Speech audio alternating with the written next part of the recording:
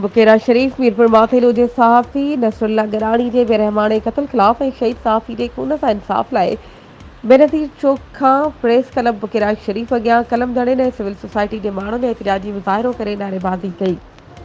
उन मौक़े ते सदर झंडू सोलंकी, शबीर जरवार, अब्दुल गफ्फार खोखर, खुदाबख्श सोलंकी, ज़ाहिद सोलंकी, अज़ीज़ ख़ासकेली, मोहम्मद बच्चल ख़ासकेली, निसार मेमण ऐं ॿियनि ॻाल्हाईंदे चयो त सिंध में सहाफ़ियुनि लाइ धरती तंग थींदी पई वञे।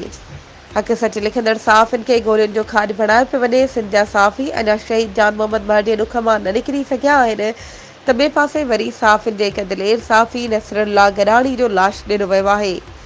आख़िर केसीं ताईं सिंध अहिड़नि नौजवान ऐं हक़ सच लिखंदड़ कूंदड़ कलम धड़ियुनि जा लाश खणंदी रहंदी। सिंध जे मोहतारनि ख़िलाफ़ लिखण ते सहाफ़ियुनि खे क़त्ल कयो वञे थो। उन्हनि मुतालबो कयो त शहीद सहाफ़ी जे कातिलनि खे फौरी गिरफ़्तार करे कड़ी खां कड़ी सज़ा ॾिनी वञे ऐं शहीद सहाफ़ी जे ख़ानदान जी माली सहायता कई वञे।